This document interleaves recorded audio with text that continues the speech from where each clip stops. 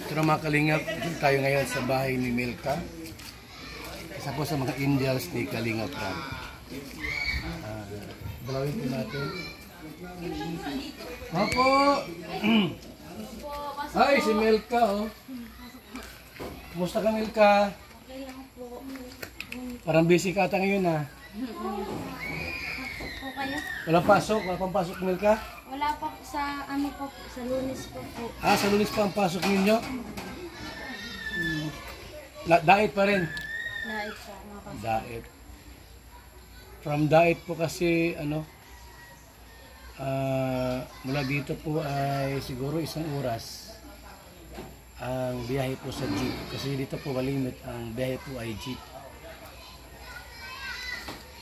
Maganda sa diet mag-aral kasi, ano, sintro. Wala po sa simbahan nila. Sino kasama mo dito?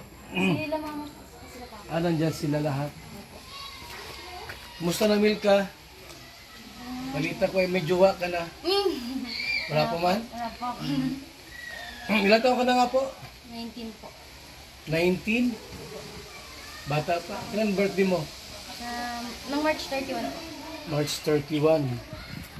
So ito yung lugar na... Anong barangay nga ito, Milka? Ano po, Magtagangki po. Magtagangki na ito. Mga puno ng nyug dito ang makikita mo. Yung bahay nyo, bago pa lang itong bahay nyo, no? May ilang buwan na ito, Milka, yung bahay nyo? Pinagawa ng Team Kalingap. Ha? Magtatatlong ano Magtatatlong buwan na ito? sa August. Sa August. Ang linis ng bahay nyo, ha? Always. Lagi pong, nilinisan. Kasi kasama yon sa ating, ano po, no? Habang, binibigay po yung certificate of ownership. Patunay po na yung bahay po sa kanila na dapat po laging malinis or alagaan yung bahay kasi pag hindi ay pwede nating anuhin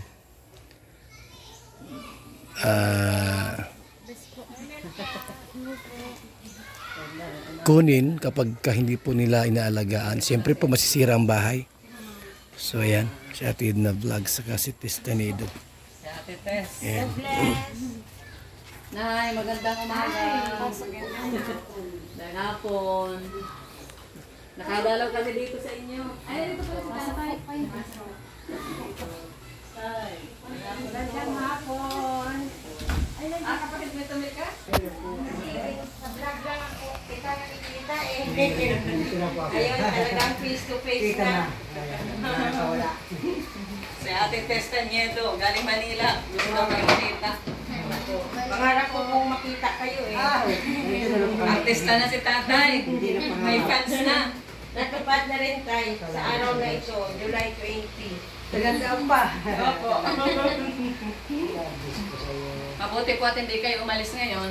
Hindi naman po. Hindi naman, nandito lang kami.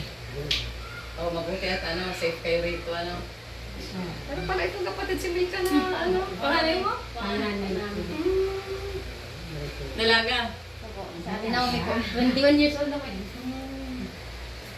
Mabuti at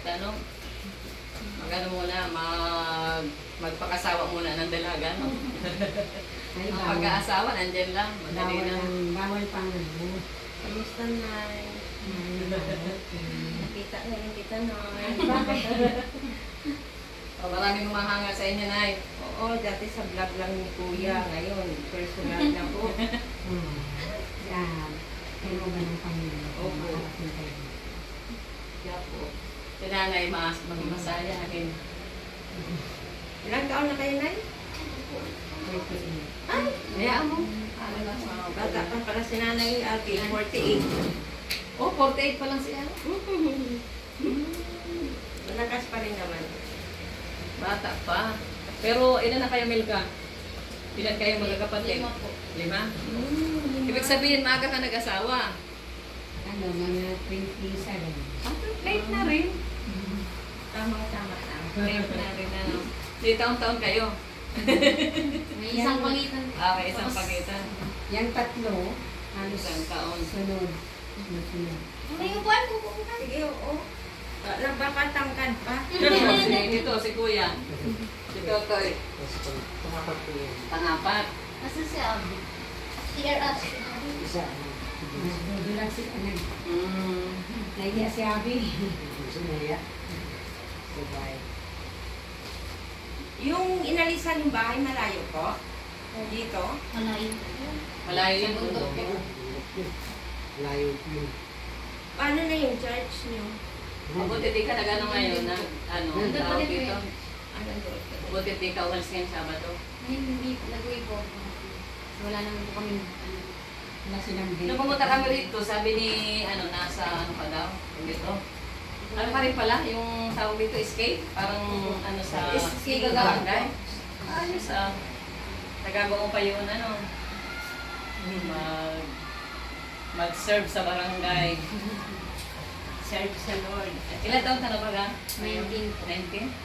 Ate, pwede ka pang maging ano, escape chairman. Pinapalaban nga po nila.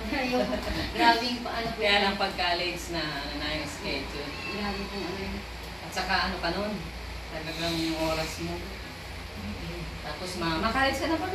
Hindi pa naman. 11 po. Ay pwede pa nga. Kaya lang yung residence ninyo, di ba nandito na ano. Bawal ko po kung may pangat dito. Natapos Pero ko di ka pa na ano, nalipat ng ano. Pwede pa yung yun. address. May bahay pa rin naman yata kayo. Nano po po yung dati. Oo. Pwede pa naman pumatulog sila. Wala. Pag may ano po. Nandun naman yung pamilya. Kasi malayo. Ng, ano. Kaya lang, nasa iyo yun kung gusto mo pang mag-serve. Pero, mas maganda mag-focus ka na sa ano, pag-aaral mo. Meron naman ng ano, kahit pa paano, nakakatulong naman sila kayo na parang. Nung pumunta ka na rito tayo, ano, sabi ano ka, nagtatrabaho. Nagtatrabaho ka pa po? Ayo. Diyan po sa Paano paano ka nakakatulong pag ano, pagkupra? Ay, kaya ako lumaki. Kaya sanay ako dyan. Mabalat na baby. Hirap yun, magpapalaw. Marunong ka magpalaw? Ayo. Ay, talaga. And then baga sa vlog ni ano, Kilala niya Rap, ako ba yan? yung napalaw siya. Oo. Yun ang Oh, shout out sa mga ano dyan. Si tatay ay. Pag masipag, ano tayo? Pag masipag, walang Ayun. imposible Wala. kahit Pinag-aaralan. sabi nga ay may paraan sa lahat. Oo. Sabi nga naman. Pinag-aaralan lang. Pagkatipon. Huwag lang yun din mo kaya. Oo. Hindi na po. Sanay ka Hirap natin. yun. Pagpalaw. Yeah. Tapos ay yung pagkawit, hindi mo na yung kaya. Hindi po rin. Aakitin ko na lang. Bakit kakawin ko? Kawit ka, kawit ka. Hindi naman nagsasalita yung Hindi nagsasalita ang nyog. Andito ako. Andito po na. Tama po. Sa palang. Palaw, kaya. Kakapay mo yung nyog. Tapos tansyado mo na yung Kanta na yun. Kabalansin. yung taas nung ano. Delikado rin kaya yun. Yung Ay. tulis, yung talim. Oo. Sa balansin po yun ang paghahawa. Kailangan huwag mag-relax. Yun. Pantay. Ay, oo. Kaya yung pag... May pag ano mo, kamay mo ang mapasalang doon. Tansyaman lang doon. Pag sanay na parang meron. Bagay. Tatapat mo lang sa gitna yung ano, Hmm. nasa katawan mo lang. Sa katawan. Pero nakaranas ka rin na tayo ng ano, ng maaksidente sa ganun. Dati, Hindi pa, before. hindi pa naman po. Hindi pa? Galing. Naingat lang talaga. Yung pag-iingat ng Lord, ano. Hindi ako na naikot. Para sa ano sa ano ko yan? Sa pindig sa posisyon.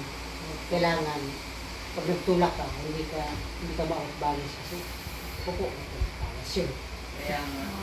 Sa dibdib. Kaya ano pakiramdam ngayon tayo at kayo ay ibang-iba na doon sa dati. Kaya si Ay. Milka, oh. Kung nakikita mo si Milka, ang gandang-ganda ni Milka na, oh. Corpo kaya. Corpo may libre. Parang ano. Kaya nga ngayon ang bili ng pampaganda niya. Nagsiselos na si nanay, pwede ang bili mo ng pampaganda. Tama lang na, hindi naman ano, hindi naman yung pampaganda na ano. Hindi naman. So, Hindi naman. nagbibiro lang. Si nanay. Yung maging presentable lang baga. Oo. Ganun. Siyempre, humaharap ka sa mga tao. Nun kasi yung unang-unang vlog na naalala ko noon, wala pa itong tsinelas. Di ba? Nakatandaan ko yun. Oo, kaya talagang kumbaga nakakaawa yung sitwasyon ninyo noon. Pero sa kabila nung, nakakatuwa sa inyo kasi nung sa kabila nung gano'n na sitwasyon nyo, ano siya, yung hindi kayo nakakakita nung parang, yung parang kawawa, na parang, Kinahina. oo, gano'n. Nakakabigay pa ng encouragement sa mga nanonood despite dun sa ganong sitwasyon. Yun ang maganda dun sa sa sitwasyon nyo. Siguro dahil yun na nga, siyempre merong Lord, Ayo, nanduran ko. kaya ang ganda. Kaya, parang yung kayang, Walang kanere negative. Walang reklamo. po kaya yung Panginoon po siya tumatrabaho din sa area niya, hindi naman, parang inalis niya na. Ito muna, ito ko sa iyo, pero ako nang bata sa iyo. Tama. Kaya kailangan po, kailangan din nun. Kailangan, tiwala ka. Nagsasaglit ka, nagtitiwala ka. Yun naman ang gusto niya makita sa iyo. Kasi siya nga tatrabaho niya, kasi naibigay niya yung kulang. Kung may kulang ang pagkatao mo, halimbawa katulad namin, Amen. ang Diyos ay may wagang paraan. Tama. Pero di mo na lang po yun, nag-develop pa yun kapag nasunod ko sa kanya kaya. Pero, ang galing nga ng Panginoon kahit nakati tayo na minsan marami tayong pagkakita parang tayo nanawa na yun. Kasi nga, kumbaga, ang Panginoon din, kaya mo. Pero talaga hindi ko may warin talaga yun. Kaya lang, doon po nakita yung tiwala ka, nakasunod ka, mas magandang programa ng Diyos sa buhay ng tao. Pagkatiwala lang lahat sa kanya, Doon ko nga sabi ko, Panginoon, hindi mo isipin na yun, kasi ang Panginoon, kung paano siya pumatas ng lahat sa mga tao. Talaga yung parang yung mga para-para ng Panginoon. Kaiba. Minsan mahirap kung minsan di mo talaga maisip at intindihin Sipin mo. Tapos, Sipin mo galing. Kaya po ako lumaki sa area, sa mga trabaho niya. Tapos isang araw, meron ako na yung kapatid ko nahimok sa Panginoon. Tapos dito, nagkakilala siya ng isang bilog na ito siya na sa school. Hindi ayaw ko nga kasi parang tatakot ako baka mawala. Ayaw ko malayo ko sa pamilya ko dyan. Kasi hirap pala nung wala ka pang experience tapos malalayo ka. Ano pa yan? Kaso lang, yun ang gusto mo. Doon ka sa area yun at practice ka na mamuhay na parang may mata. Bibigay ko sa iyo ang bibigyan ng talent na pinakailangan mo. at talaga magtiwala ka sa Panginoon. Siya ang Tiwala eh. pagkatiwala mo yung buong buhay mo, siya yung magdadirect sa'yo. Pero ang galing ko ng Panginoon, kahit Panginoon, paano ako mag-aaral sa mga bagay-bagay? Eh di marunong ka kuya yung magbasa sa gamit ng braille. Ano po kami? Nag-eskwela po kami dyan. Kaya nga, Kaya nakarating na ako doon. Oo, eskwela po. Di ba sa Ligaw yun? Ay, di, Sa sa Juan. Camarines Sur? Ay, sa Naga po. Ay, yung sa inyo po saan? Naga. Sa Naga. Naga City. Sa Naga City. Pero sakop na yun. Oo. Hindi po kami. Di ba, kung marunong siya mag-braille, pwede siyang mag-computer. Kasi mayroong computer na ang gamit ay parang braille. Ay, meron po. Kung Ganun. talaga nagtapos ka po, meron po. Ganon. Pag may degree, ganon. Pinapaawag. Kaya may degree ka rin. Pero yun ang gagamit mo. Para Ganon pala. braille sa computer. Ano po yan? So lang, Hindi, gagamitin mo yung computer sa paglalagas. mahirap yun. Bakit di niya abot yun? Papalaw. Computerized. Computer. Dapat doon sa inyo, sasabihin ng operator. Puro ulog sinugan. Saan Camille ka maaral? Sa bahay. Padaet? Sa Lourdes po. Sa Lourdes din. Ay, college ka na? Grade 11. Senior. Doon ka na rin. Malapit na ako. Mas sa bagay. Doon na pala kayo lahat. Nilagay po kasama. Si Joy. Kalingap. Ay, yung boarding house nila, ano, nila Carla, Magkaiba po kami. magkaiba. Si Perla po ay kasama niya ako at si, ano, si Rose ang po. Mm. Kami po ni Eden, ni Joyce. Yung mga taga-South Road po kami yung magkakasama. Kasi Eden, anong year na? Ganun din. College po. College na. Ang galing naman, sama-sama sila. Kasi ano ka dyan, weekly ka na lang itong uuwi. Weekly na lang. Okay din sana dyan, no? Kaya kung nag-enroll ka na doon. Okay na para High school. Naka-private na siya. Bakit?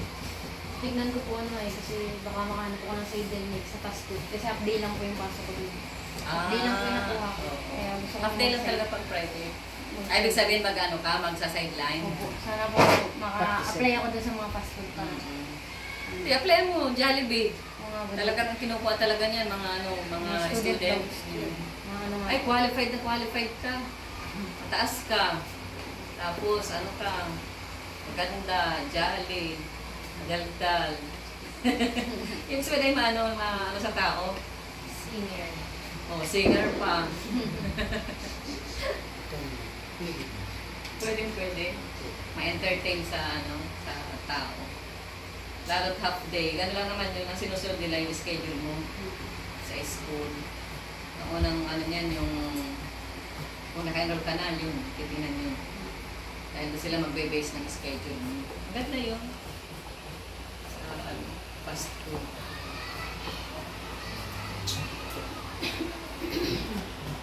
Di ba pasok ka na sa ano? Lunes doon? Sabay yung college at saka ang high school. Wati bukas, maano ka na, mapadait ka na. Ay, mamimiss ka ni Tutoy. Ano Tutoy? Mamiss mo si ate. Yan ang sunod sa'yo, yung isa pa. May isa pa. Yung isa pong malaki. Tulog talugs niya. Tapos ito, siya ang bunso. May sunod din si Abby. Abby, nasan ka na? Lahat kayo magaling mag-gitara. Lahat kayo Malam magaling kami ni kumanta. ate. Sa kanya mama. Wow.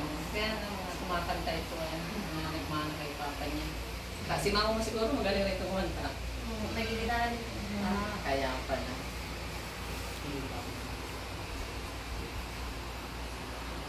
Asa si Kuya Bal?